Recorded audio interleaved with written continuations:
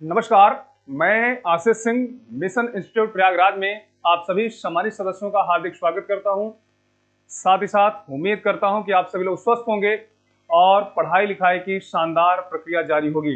दोस्तों, आज के सेशन में हम लोग प्रवाल भित्ति के विषय में पढ़ेंगे। प्रवाल होते क्या हैं, इनका निर्माण कैसे होता है, इनकी उपयोगिता क्या है और इनका समान रूप से किस प्रकार से विनाश होता है, इनके लिए किस प्रकार की क्लाइमेटिक कंडीशंस की आवश्यकता है, क्या तापमान होना चाहिए, इनके लिए क्या समुद्री गहराई होनी चाहिए, इनके लिए क्या लवणता होना चाहिए, इन सब के विषय में हम लोग इस टॉपिक में जानने का प्रयास करेंगे। और यहाँ से लगभग एक क्वेश्चन तो आता ही आता है प्रवाल से, इसलिए हम आपके सामने लगभग 20 प्रश्न लेकर आ रहे हैं प्रवाल से संबंधित। उम्मीद है कि आप लोग इसको अच्छे से पढ़ेंगे और जो भी आगामी एग्जाम्स हैं, चाहे वो आपका एसएससी से संबंधित हो, बैंक से संबंधित हो, रेलवे से संबंधित हो, कोई भी एग्जाम अगर आप देंगे तो यहां से एक प्रश्न जरूर आपको मिल जाएगा। तो ठीक है, आइए शुरुआत करते हैं। पहला प्रश्न आपके सामने ये रहा। क्वेश्चन है, प्रवाल क्या है? प्रवाल क्या है दोस्तों, सभी लोग ध्यान दीजिएगा। प्रवाल क्या है? इसमें पहला ऑप्शन दिया है, एक वन कास्ट है, एक समुद्री जीव है, एक जड़ी बूटी है या एक स्थलीय जीव हैं। दोस्तों, जिन्होंने प्रवालों के विषय में पढ़ा होगा तो जाहिर सी बात है कि एक नजर में ही इस प्रश्न का जवाब आ जाना चाहिए। ठीक है, और जो साथी हमारे नहीं मान लीजिए जानते हैं तो थोड़ा ध्यान दीजिएगा। पहले यहाँ पर समझिए इन शब्दों का मतलब। वन कास्ट लिखा है अर्थात जंगल की लकड़ी का नाम है क्या, या फिर समुद्री जीव का नाम है, या एक प्रकार की जड़ी बूटी है, या एक स्थलीय जीव है। ठीक है, तो प्रवाल देखिए, सबसे पहली बात तो यह है कि प्रवाल जहां पे भी लिखा रहे उसमें सबसे पहले उसको समुद्र कर दीजिए। अर्थात प्रवालों का संबंध किससे है, समुद्र से है या फिर महासागर से है। ठीक है, समुद्र कहिए या फिर महासागर कहिए दोस्तों, इससे संबंधित है। अब समुद्र में जो जीवधारी पाए जाते हैं, समुद्री जो जीवधारी होते हैं दोस्तों, इन जीवधारियों को हम दो भागों में पहले बांटते हैं। दो भागों में बांटेंगे। पहला देखिए क्या होगा, पहला जंतु होगा, जंतु होगा, और दूसरा क्या होगा, दूसरा क्या होगा दोस्तों, जीव होगा। ठीक है, जीव होगा। तो जीव का मतलब देखिए, जंतु का मतलब क्या होगा, यहाँ पर एनिमल से मतलब हो गया या क्रीचर से मतलब हो गया, और जीव से यहाँ पर क्या मतलब हो गया, प्लांट से मतलब हो गया। ठीक है, या वेजिटेशन से मतलब हो गया। यहां से चीजों को पहले आपको समझना है, क्योंकि देखिए जीवधारी, इसमें भी जीवन है और इसमें भी जीवन है, इसलिए हमने कहा जीवधारी। ठीक है, अब समुद्र में पाए जाने वाले जो जंतु होते हैं, क्रीचर होते हैं, उनको हम जू प्लैंकटन कहते हैं। क्या कहते हैं दोस्तों, जू प्लैंकटन कहते हैं। अर्थात समुद्र में पाए जाने वाले समस्त जो क्रीचर होंगे उन्हें क्या कहेंगे, जू प्लैंकटन कहेंगे दोस्तों। और महासागर में जितने भी प्रकार की वेजिटेशन होगी, जो भी फ्लोटिंग वेजिटेशन होगी, तैरती हुई वनस्पति होगी, उसके समूह को हम फाइटोप्लैंकटन कहेंगे। क्या कहेंगे दोस्तों, फाइटोप्लैंकटन कहेंगे, फाइटोप्लैंकटन कहेंगे। अब यहां पर आपको समझना है कि प्रवाल क्या है। प्रवाल एक प्रकार का समुद्री जंतु है, सी क्रीचर है, मैरीन क्रीचर है, इसलिए इसे हम जू प्लैंकटन के अंतर्गत रखेंगे। ठीक है, समुद्री जू प्लैंकटन के अंतर्गत रखेंगे। तो अब देखिए, एक वन कास्ट है, ये तो ऑप्शन गया काम से, ये तो होगा नहीं। इसके बाद बी ऑप्शन है, एक समुद्री जीव है। यस, बी ऑप्शन को सभी लोग लगाइएगा। एक जड़ी बूटी है, ऐसा नहीं है, और एक स्थलीय जीव है, ऐसा भी नहीं है। प्रवाल महासागर या सागर में पाए जाने वाला सेलिंट्रेटा संघ का जंतु है दोस्तों, सेलिंट्रेटा संघ का जंतु है, और इसका सही जवाब होगा समुद्री जीव या फिर समुद्री जंतु। क्लियर है दोस्तों? तो पहले क्वेश्चन का सही जवाब रहा बी ऑप्शन। जैसे जैसे हम लोग आगे बढ़ेंगे, हम एक्सप्लेनेशन को बढ़ाते चले जाएंगे, बस आप सभी लोग अच्छे से देखते रहिए। दूसरा देखिए क्वेश्चन इसमें आया है, प्रवाल भित्ति है, कोरल रीफ क्या है या प्रवाल भित्ति क्या है। अब देखिए यहां से आपको समझना, जीवों द्वारा निर्मित एक समूह है, जीवों द्वारा निर्मित एक समूह है दोस्तों। इसमें देखिए कहीं पर समुद्र का नाम नहीं लिखा हुआ है, इस बात को ध्यान रखिएगा। समुद्री जीवों द्वारा निर्मित एक भित्ति है, इस पर एक बार विचार कर सकते हैं, फिर भी आगे समझिए। ऑस्ट्रेलिया के निकट स्थित एक गर्त है, गर्त यहां पे कह रहा है, और ऑस्ट्रेलिया के पूर्वी तट पर पाया जाने वाला एक घास है, घास कह रहा है। तो यहां पर आपको थोड़ा सा चारों ऑप्शंस पे विचार करना है कि प्रवाल महासागरों में पाया जाने वाला, महासागरों में पाया जाने वाला सेलिनट्रेटा संघ का, सेलिनट्रेटा संघ का जीव है। देखिए एक आपको यहां पे दूसरे क्वेश्चन में देखिए एक नया शब्द मिला, सेलिनट्रेटा संघ का एक जीव है। इसका मतलब यह है कि समुद्र में जितने भी जंतु पाए जाते हैं वो सभी के सभी जू प्लैंकटन के अंतर्गत आएंगे। यानी जू प्लैंकटन एक बहुत बड़ा समूह हो गया और उस समूह में जो प्रवाल होते हैं वो सेलिनट्रेटा संघ के अंतर्गत आते हैं। इस बात को ध्यान रखिएगा। और सेलिनट्रेटा संघ के जब अंतर्गत आते हैं तो ध्यान दीजिएगा यह सहजीविता करता है, सहजीविता करता है। सहजीविता का मतलब अपने जीवन को जीने के लिए किसी न किसी पर आश्रित रहेगा। अर्थात ये जिस चीज को खाता है, जिस चीज से अपनी एनर्जी को प्राप्त करता है, उस फाइटोप्लैंकटन का नाम है जुजैनथेले। क्या नाम है दोस्तों? जुजैनथेले नाम है, इसको याद रखिएगा। अब जुजैनथेले के साथ ये मित्रवत बढ़िया व्यवहार कर लिया, अपना भोजन यहां से प्राप्त करना प्रारंभ कर दिया। जुजैनथेले एक तरह से फूड प्रोवाइडर फॉर प्रवाल हो सकता है, प्रवालों के लिए फूड प्रोवाइडर हो सकता है कि नहीं हो सकता है, इस बात को सभी लोग ध्यान दीजिएगा। तो देखिए एक शब्द आपको मिला सेलिनट्रेटा संघ, और इसका जो कहीं ना कहीं भोजन जहां से मिलता है उस वेजिटेशन का नाम है जुजैनथेले। ठीक है। अब अगर जुजैनथेले के लिए, याद रखिए जुजैनथेले के लिए साफ पानी की आवश्यकता है, साफ पानी की आवश्यकता है, और कम से कम समुद्र में उतनी गहराई होनी चाहिए जिसमें सूर्य का प्रकाश आराम से उसको प्राप्त होता रहे, क्योंकि वेजिटेशन है, इसको प्रकाश संश्लेषण की क्रिया करना होगा। इसलिए साफ पानी के साथ साथ इसको तापमान की आवश्यकता पड़ती है। अब तापमान जो सूर्य का जो प्रकाश होता है वो समुद्र में 30 मीटर की गहराई तक जा सकता है। जब 30 मीटर की गहराई तक जा सकता है तो साफ पानी, तापमान और गहराई कितनी होनी चाहिए? कम से कम 30 मीटर की गहराई तक तो सूर्य का प्रकाश पहुंच सकता है। इसका मतलब यह है कि ये गहराई कहीं ना कहीं इसको होनी चाहिए। और अगर ये गहराई, ये टेम्परेचर और ये साफ पानी अपने जुजैनथेले को मिलता है तो जुजैनथेले बहुत ही स्वस्थ आहार बनाता है, और उस हेल्दी आहार को, उस हेल्दी जो है भोजन को कौन प्राप्त करता होगा? प्रवाल प्राप्त करता होगा। इससे प्रवाल भी हेल्दी होता होगा दोस्तों। और जब प्रवाल हेल्दी होता होगा तो ये हेल्दी होने में बहुत ही ज्यादा हरा दिखता है। कैसा दिखता है? हरा दिखता है। और ये समूह में रहते हैं, पूरे परिवार के साथ रहते हैं दोस्तों, न्यूक्लियर फैमिली में नहीं, ज्वाइंट फैमिली में रहते हैं। इसलिए इन्हें महासागरी वर्षा वन भी कहा जाता है। ध्यान दीजिएगा, महासागरी वर्षा वन भी कहा जाता है। ये चीज यहां से आपने सीखा। ठीक है। तो क्वेश्चन दूसरे के लिए यहां तक चीजों को आपने देखा। समुद्री जीवों द्वारा निर्मित जो भित्ति होगी उसी को हम प्रवाल भित्ति कहते हैं। बी ऑप्शन को सभी लोग सही करेंगे। आइए तीसरा क्वेश्चन चलते हैं। देखिए विश्लेषण को समझिए। पहले विश्लेषण में आपने बहुत ही ऊपर तरह की बातें सुनी, दूसरे में थोड़ा सा हम डेप्थ में गए। अब धीरे धीरे आगे बढ़ते रहेंगे तो चीजों को समझते रहेगा। और वीडियो को जितने भी ज्यादा से ज्यादा लोग हैं भाई शेयर करिएगा, लाइक करिएगा, जिससे और भी ज्यादा लोगों को कम से कम प्रवाल के विषय में, भूगोल में जो आपको पढ़ाया जा रहा है उसमें आप लोगों को बहुत अच्छे तरीके से लाभ प्राप्त हो सके। मैं आपको फिर से बता दूं, प्रवाल से संबंधित एक प्रश्न जरूर आता है, और इसको अगर आप वीडियो को देखेंगे तो एक प्रश्न आपका कहीं जाने वाला नहीं है, मैं इतने दावे के साथ आपको कह सकता हूं। तो क्वेश्चन नंबर तीसरे पे आइए हम लोग आते हैं, तीसरे को समझते हैं। प्रवाल के निक्षेपण के लिए महत्व की दृष्टि से उपयुक्त दशा होती है। अब प्रवाल का निक्षेपण देखिए दोस्तों, निक्षेपण का मतलब क्या होता है? यानी प्रवाल का जब जमाव होता है, इकट्ठा होते हैं, सीमेंटाइड होते हैं, तो उस कंडीशन, उसके लिए क्या कंडीशन होनी चाहिए?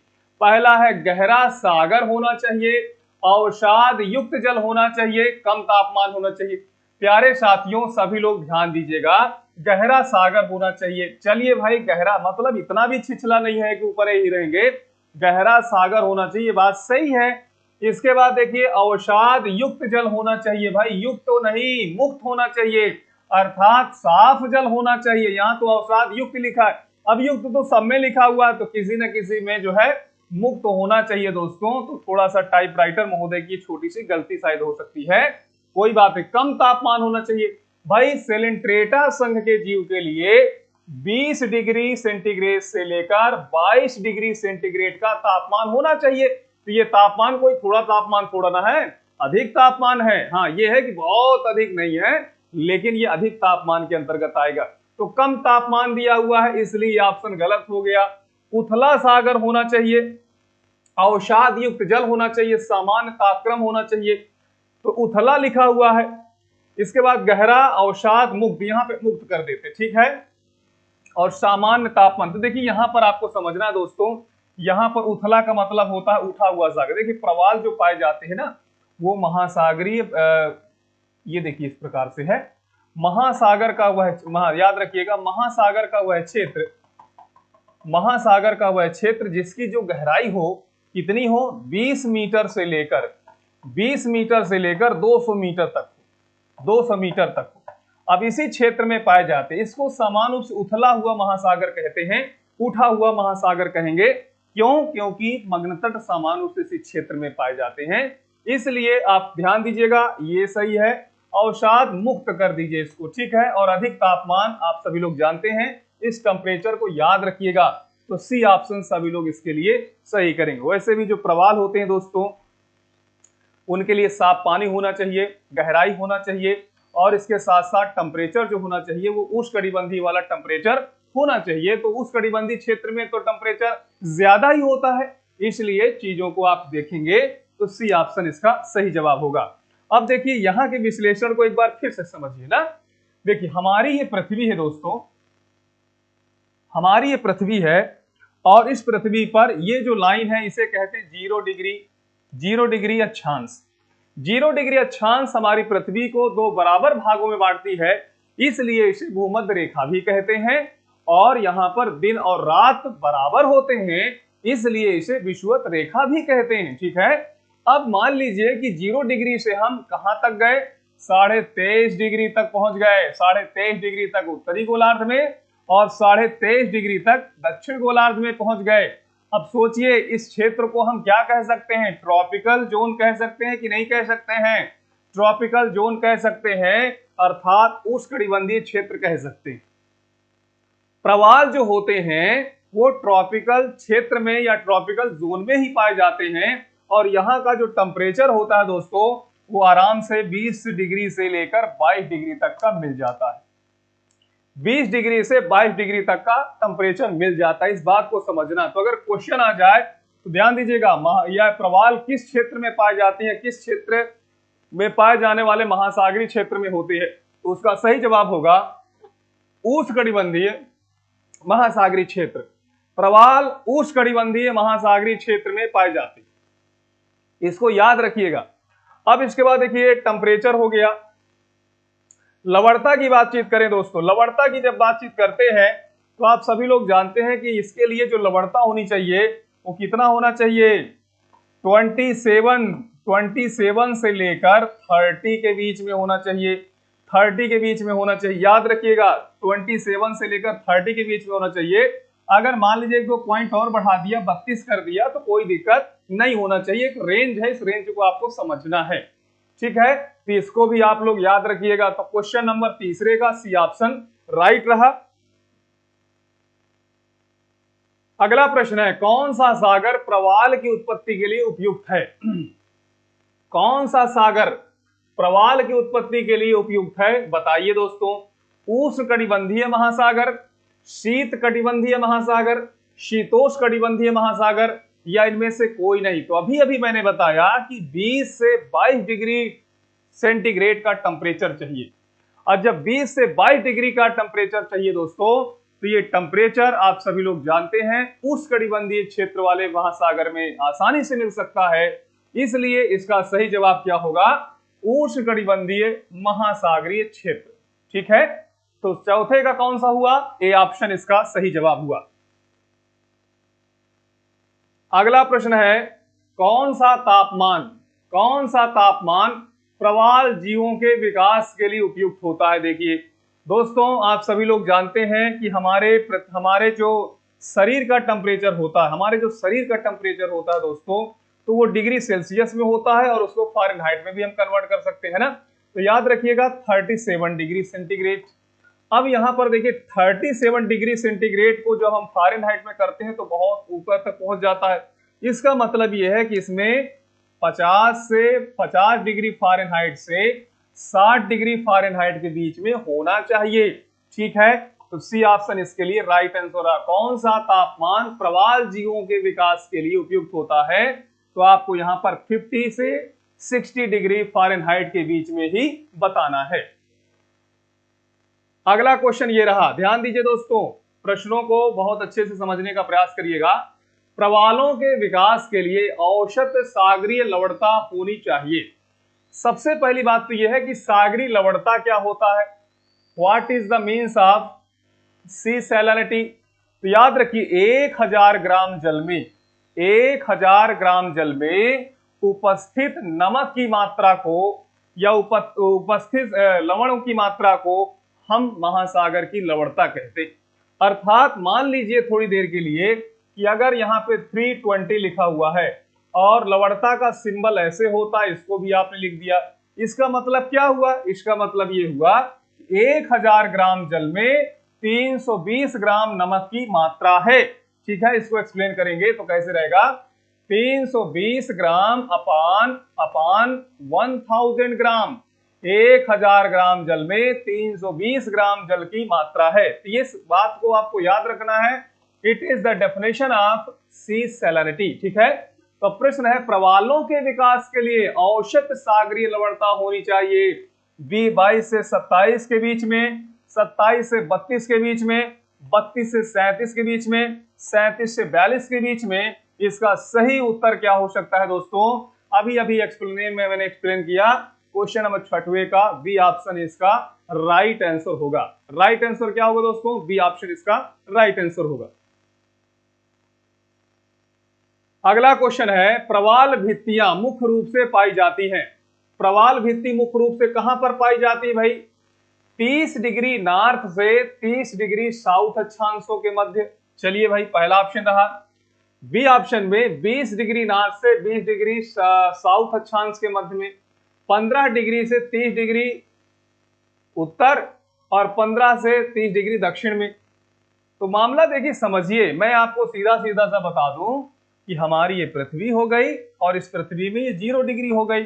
0 डिग्री से आप ज्यादा से ज्यादा कितना जाइए? 30 जाइए भाई, 23.5 हमने बताया, 30 तक चले जाइए और 30 तक नीचे चले आइए, कोई दिक्कत नहीं है। ये जो क्षेत्र होता है इसी को तो ट्रॉपिकल जोन कहते हैं, इसी को हम ट्रॉपिकल जोन कहते हैं दोस्तों। इसलिए प्रवाल सामान्यतः आप देखेंगे 30 डिग्री नॉर्थ से 30 डिग्री साउथ के मध्य में पाए जाएंगे, अर्थात यहां से यहां के बीच में पाए जाएंगे। ये बात सत्य है, इसलिए क्वेश्चन नंबर 7वें का ऑप्शन ए को, विकल्प ए को सही करेंगे, यही इसका उत्तर है। ठीक है, अब देखिए इसमें टेम्परेचर आसानी के साथ 20 डिग्री से 22 डिग्री के बीच मिल जाता है दोस्तों, कोई दिक्कत नहीं है। इसके बीच में देखिए लवणता भी कितना हो जाता है, 27 से 30 के बीच में या 32 के बीच मिल जाता है, ये भी कोई दिक्कत नहीं है। तो इस बात को आपको याद रखना है। ठीक है, अब टेम्परेचर मिल गया, लवणता मिल गया। अब इसके बाद समुद्र की गहराई की बातचीत करें तो गहराई देखिए भाई, उथले सागर की जो गहराई होती है वो 20 मीटर से लेकर 200 मीटर तक होती है और महासागरीय मग्न तट में ही प्रवाल पाए जाते हैं। अब यदि मान लीजिए थोड़ी देर के लिए समुद्र का जल साफ नहीं है, समुद्र का जल साफ नहीं है, तो जो जुजैंथेले है, जो फूड प्रोवाइडर है फॉर किसके लिए? प्रवाल के लिए, उसमें रोग लग जाएगा। उसमें जब रोग लग जाएगा तो बताइए, जब किसी व्यक्ति में रोग लग जाता है तो क्या उतनी क्षमता से वो अपने वर्क को समाप्त कर पाता है? उत्तर नहीं, वो कहीं ना कहीं शक्ति नहीं रहेगी। इसलिए जुजैंथेले भी क्या करेगा, जब रोगी हो जाएगा तो उतना ज्यादा भोजन नहीं बना पाएगा, और जब प्रवाल को उचित समय पे सही भोजन नहीं मिलेगा तो आप ही बताइए प्रवाल भी धीरे धीरे रोगी हो जाएगा, अर्थात हरे से वो सफेद रंग का हो जाएगा। और जब सफेद रंग का हो जाएगा तो इसी को हम प्रवाल का रोग कहते हैं, इसी को हम प्रवाल विरंजक कहते हैं, इसी को हम कोरल ब्लीचिंग कहते हैं। दोस्तों, जैसे आपने देखा होगा कि बहुत से लोगों को लगता है कि हम सांवले हैं और हमें कुछ विशेष पार्टी में जाना है या शादी ब्याह रचाना है, तो बहुत से लोग देखिए सांवले होते हैं नेचुरली और अपने आप को गोरा बनाने के लिए ब्लीच करवाते हैं, है ना, जाते हैं बड़ी देर तक, जो है कुछ ना कुछ मामला ऐसा रहता है, कॉस्मेटिक का सहारा लिया जाता है और ब्लीच करवा करके कितना गोरा बनने का प्रयास करते हैं। अब यकीन मानिए कि अगर मान लीजिए नेचुरल जो कलर है वो तो सांवला ही है, अगर जबरदस्ती हम गोरे कलर में आ रहे हैं, इसका मतलब यह है कि शरीर में इसका सकारात्मक प्रभाव तो नहीं पड़ेगा भाई, गलत ही हो जाएगा। अब धीरे धीरे हो सकता है रोग ही लग जाए, चमड़ी हमारी खराब हो जाए, क्योंकि ओवरडोज कॉस्मेटिक का मिल गया होगा। यहां पर भी है, कोरल अगर बहुत ज्यादा व्हाइट है, इसका मतलब उसमें रोग लग चुका है और उसी को हम कोरल ब्लीचिंग कहते हैं। ये आपको समझना है। तो कुल मिला के प्रवाल भित्ति मुख्य रूप से पाई जाती है 30 डिग्री नॉर्थ से लेकर 30 डिग्री साउथ अक्षांश के मध्य में। अगला प्रश्न ये रहा, जो प्रवाल भित्ति समुद्र तट से कुछ दूर हटकर बनी होती है वो क्या कहलाती है भाई? समुद्र तट से दूर हटकर बनी होती है वलयाकार, अवरोधक, तटीय प्रवाल भित्ति या इनमें से कोई नहीं। जैसे आप थोड़ा सा समझिए, ये हमारा ऑस्ट्रेलिया है भाई, ऑस्ट्रेलिया देश है। ऑस्ट्रेलिया में आप सभी लोग देखेंगे तो ये तट है, ये कोस्ट है। अब कोस्ट से दूर, ऐसा नहीं है कि बहुत नजदीक है, कोस्ट से दूर ये यहाँ पर 1990 किलोमीटर लंबी 1990 किलोमीटर लंबी एक भित्ति का निर्माण हुआ है। अब साथियों बताइए इसका नाम क्या है? इसका नाम है great barrier reef. Yes, that is the point. इसी चीज को तो हमें समझना है कि जब समुद्र तट से कुछ दूर हटकर बनी होती है तो उसे अवरोधक प्रवाल भित्ति कहते हैं। याद रखिएगा, बैरियर रीफ कहते हैं, यानी बैरियर कोरल रीफ के नाम से जानेंगे। तो बी ऑप्शन को सभी लोग सही करेंगे दोस्तों, बी ऑप्शन को सभी लोग सही करेंगे। और यदि समुद्र तट पर ही प्रवालों के द्वारा वलयाकार आकृति का निर्माण किया जा रहा है, अगर वह समुद्र तट पर किया जा रहा है तो उससे लैगून झीलों का निर्माण होगा। और अगर द्वीपों के चारों तरफ वलय बना लिए हैं तो इस प्रकार के द्वीपों को एटॉल द्वीप कहते हैं। तो अवरोधक एक अलग बात होती है, लैगून एक अलग बात होती है और एटॉल एक अलग बात होती है। इस बात को आपको समझना है। अब अवरोधक का तो उदाहरण आपने देख लिया, आपने देखा ऑस्ट्रेलिया के पूर्वी भाग में अवरोधक भित्ति है। इसी प्रकार से लैगून की बातचीत करें, हमारे यहाँ चिल्का है, हमारे यहाँ कलेरू है, पुलिकच है, बेम्बनाड है, अस्थामुडी है। और आइलैंड्स के रूप में देखेंगे तो हमारा जो लक्षद्वीप है वो लक्षद्वीप वलय है, एटॉल द्वीप का उदाहरण है। इस बात को आप सभी लोगों को याद रखना है। तो क्वेश्चन नंबर 8वें का बी ऑप्शन सही रहा। अगला प्रश्न आपके लिए यह रहा, किस प्रवाल भित्ति का आकार घोड़े के नाल या मुद्रिका के समान है? तटीय प्रवाल भित्ति या अवरोधक प्रवाल भित्ति, एटॉल के समान, या फिर बताइए। तो इसमें आप सभी लोग को ध्यान देना, घोड़े का नाल कैसा होता है? आप ही बताइए घोड़े का नाल कैसा होता है? नाल का मतलब समझते हो, उसका जो पैर होता है ना कुछ इस प्रकार से होता है। घोड़े का जो पैर होता है इसी तरह तो होता है। तो इस पैर के चारों तरफ क्या होता है, इस प्रकार से एक प्रकार से लोहे का नाल पहना दिया जाता है। जब वो सड़क में दौड़े तो उसके पैर में ज्यादा कंकड़ वंकड़ ना लगे, है ना, और बढ़िया खट खट की आवाज करता हुआ आराम से निकले। तो अब इस प्रकार का जो नाल होता है वो क्या होता है? तटीय प्रवाल भित्ति की तरह होता है, अवरोधक होता है, एटॉल होता है। अब आप सभी लोग बताइए क्या होता है दोस्तों? आप सभी लोग बता सकते हैं कि ये क्या होता है? तो याद रखिएगा, आप देखेंगे किनारे किनारे, ऐसा नहीं है कि उसका पैरवा काट करके लगाया जाता है, उसके किनारे किनारे ही लोहे का एक कहीं ना कहीं नाल पहनाया जाता है दोस्तों। और इसी को हम क्या कहेंगे? बी ऑप्शन कहेंगे। बी ऑप्शन इसका राइट होगा। तटीय प्रवाल भित्ति एवं स्थल खंड के बीच विकसित होने वाले लैगून को क्या कहा जाता है? एटॉल कहते हैं, कयाल कहते हैं, कारवा कहते हैं, बोट चैनल कहते हैं। तटीय प्रवाल हो गया और स्थल खंड हो गया। देखिए बात को समझिए, जैसे ये हमारा देश है, ये हमारा देश है, हमारे देश में ये जो पॉइंट आपको दिख रहा है ये तट हो गया, ठीक है, क्या हो गया? तट हो गया। देखिए यहां लिखा हुआ है ना, प्रवाल भित्ति एवं स्थल खंड के बीच विकसित होने वाले लैगून को क्या कहते हैं? तटीय प्रवाल भित्ति होती है। तटीय प्रवाल भित्ति देखिए ये हो गया तट को मिलाने वाली प्रवाल भित्ति, इस प्रकार से ये तटीय प्रवाल भित्ति हो गई, ठीक है। नीले कलर से जो है उसे तटीय प्रवाल भित्ति कहिए। और दूसरा स्थल खंड हो गया, तो स्थल खंड का मतलब ये हो गया ये वाला। अब बीच में देखिए जो पानी भरा होगा उसी को हम क्या कहते हैं? लैगून कहते हैं। अब इस लैगून का दूसरा नाम क्या है?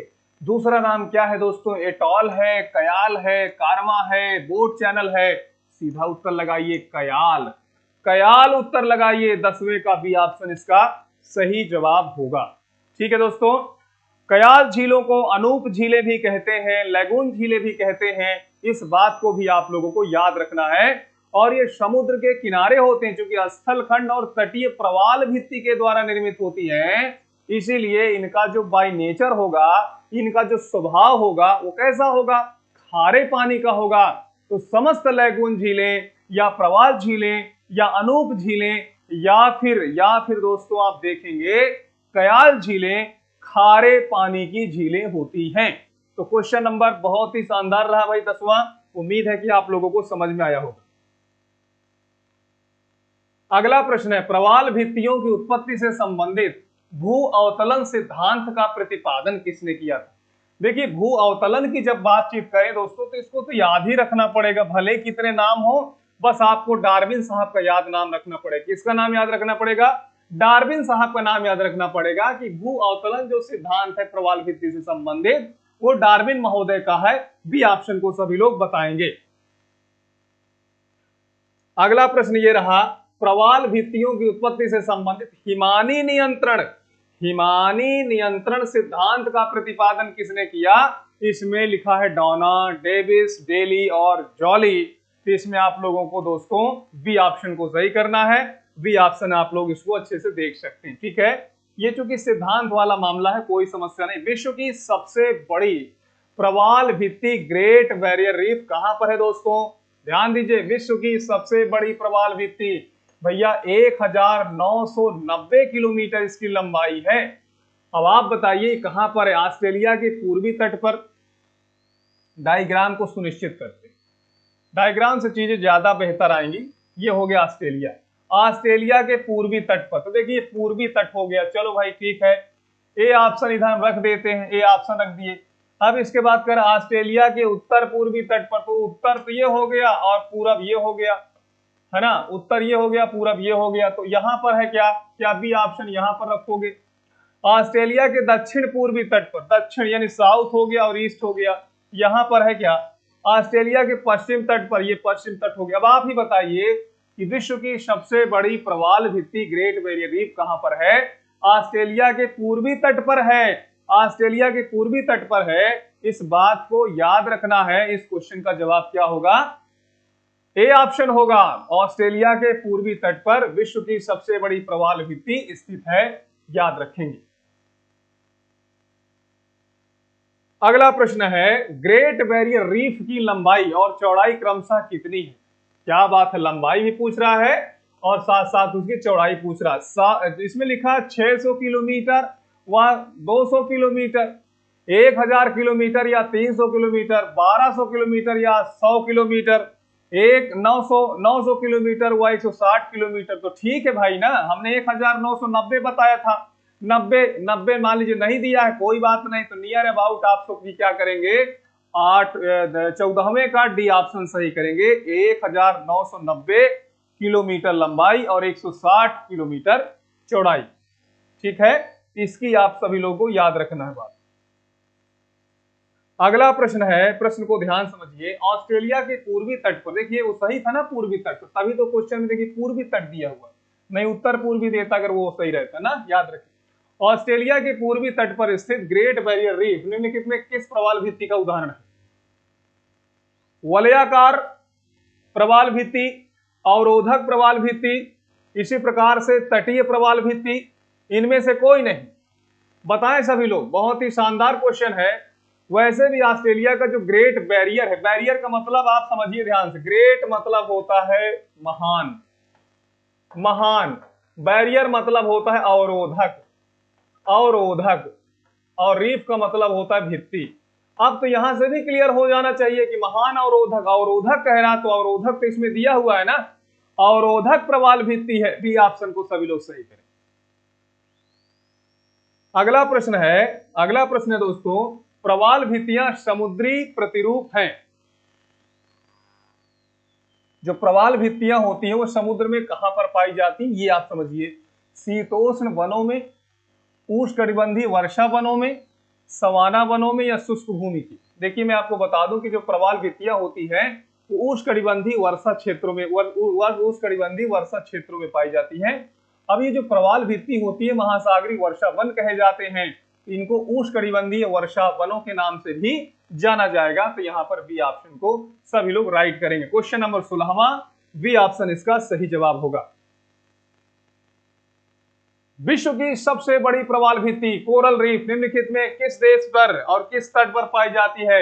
ऑस्ट्रेलिया के पास है, क्यूबा के पास है, घाना के पास है, फिलीपींस के पास है। दोस्तों, विश्व की सबसे बड़ी प्रवाल भित्ति निम्नलिखित देशों में से किस एक के तट के निकट पाई जाती है? दोस्तों तो बताइए, वही बात पूछ रहा, विश्व की सबसे बड़ी, इसका मतलब यह है कि इसको अंग्रेजी में करें, बड़ी का मतलब होता है ग्रेट, ठीक है, और दूसरा हो गया बैरियर, और इसके बाद हो गया रीफ।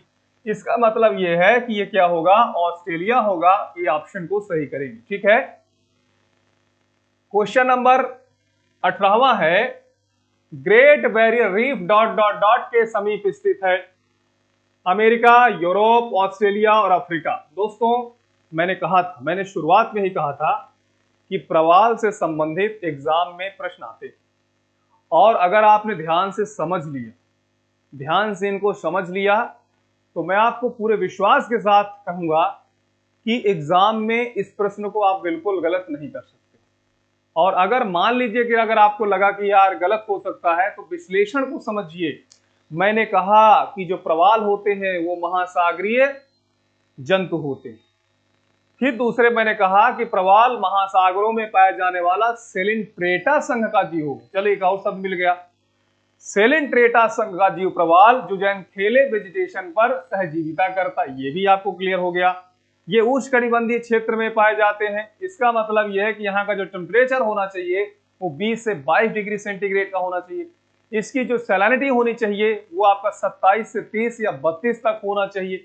ठीक है ना, ये सब बातें समझ में आ रही होंगी। तो उम्मीद करता हूं कि इस क्वेश्चन से, इस टॉपिक से आपका कुछ भी छूटने वाला नहीं है। ग्रेट बैरियर रीफ के समीप स्थित है। किसके समीप है? सीधा सीधा उत्तर लगाइए, सी ऑप्शन इसका राइट आंसर होगा। अगला क्वेश्चन है, कोरल रीफ या जीवाश्म पट्टी प्रायः कहां पाई जाती? अब देखिए, कोरल रीफ लिखा या फिर जीवाश्म पट्टी। इसको देखिए जीवाश्म पट्टी क्यों कहते हैं, आपको अभी जानकारी है। अभी मैंने बताया कि प्रवाल जो होते हैं वो क्या होते हैं? जंतु होते हैं, समुद्री जंतु होते हैं। क्या होते हैं? समुद्री जंतु होते हैं दोस्तों, ठीक है। और इनका जो अस्थि पंजर होता है, जो कि महासागर में रहते हैं, तो इनका जो अस्थि पंजर होता है वह सोडियम क्लोराइड, मैग्नीशियम क्लोराइड वगैरह से बना होता है, ठीक है।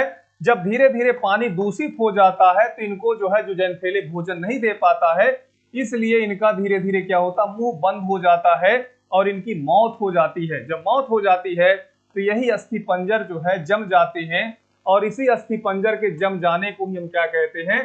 कोरल रीफ कहेंगे या जीवाश्म पट्टी कहेंगे, ठीक है। अब ये कहां पाए जाते हैं? 18 डिग्री सेल्सियस से ऊपर शीतोष्ण जलवायु वाले क्षेत्र में। भैया देखिए, शीतोष्ण जहां लगा हुआ है ना, थोड़ा ध्यान दीजिएगा, बच के रहिएगा। कर्क रेखा व मकर रेखा के बीच तटीय क्षेत्रों में, महाद्वीपों व द्वीपों के पूर्वी और पश्चिमी तटों पर, ठंडे समुद्री, भाई ठंडा जहां पर रहे उसको पहले हटाइए, एसी वाले नहीं है, ये एसी वाले क्षेत्र के नहीं है, ये गर्म वाले क्षेत्र के हैं। तो कर्क रेखा और मकर रेखा के बीच में तटीय क्षेत्रों में पाए जाते हैं। क्वेश्चन नंबर 19 का जो सही उत्तर होगा वो बी ऑप्शन होगा। ठीक है, और इसके बाद ये रहा आखिरी क्वेश्चन, पोर्ट ब्लेयर के समीप प्रसिद्ध प्रवाल भित्ति मृत हो रही है। देखिए हमारे देश की अगर हम बातचीत करें, हमारे देश में दोस्तों प्रवालों के उदाहरण हैं। ठीक है, अंडमान निकोबार प्रवाल का उदाहरण, हमारे यहाँ जो है लक्षद्वीप है प्रवाल का उदाहरण है। ठीक है, लैगून झीलें ढेर सारी वो प्रवाल के उदाहरण है। तो कुल मिला के यह है कि भाई प्रवालों का तो मामला ही है, अत्यधिक मत्स्यन के कारण, अत्यधिक जहाजरानी के कारण, भूमंडलीय ऊष्मन के कारण, लकड़ी के बुरादे के अत्यधिक क्षेपण के कारण। तो इसमें देखिए भूमंडलीय ऊष्मन बहुत ज्यादा टेम्परेचर भी, अब ये नहीं कि जो है 22 से जो है पहुंच जाए 30 तक, ज्यादा टेम्परेचर होगा तो भी दिक्कत हो जाएगी, इसलिए इसका सही जवाब सी ऑप्शन होगा। तो क्वेश्चन नंबर 20वें का उम्मीद है कि आप लोगों ने जवाब सुना। तो ये सेशन है प्रवाल भित्ति से, हालांकि बहुत छोटा माइनर टॉपिक होता है, लेकिन अब प्रश्न आ जाता है तो फिर गलत भी हो जाता है, इसलिए चीजों को आप लोग बेहतर से बेहतर समझिएगा।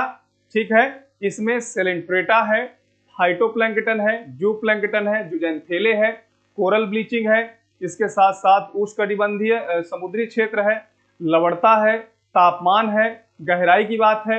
इसी प्रकार से आप सभी लोगों को यह भी पता होना चाहिए कि उसका गहराई कहाँ, शुद्ध जल होना चाहिए, साफ सुथरा जल होना चाहिए, महासागरीय वर्षा वन होना चाहिए, indicator of the ocean sanitization कहते हैं। ये सभी चीजें, ये मतलब इसका पूरा का पूरा व्याख्या का एक सारांश निकला कि अगर इतनी चीजों को आप मेंटेन रखते हैं तो आपका गलत नहीं होगा। ठीक है दोस्तों, तो उम्मीद है कि आप लोग बहुत अच्छे से समझे होंगे। आज यहीं तक, जय हिंद।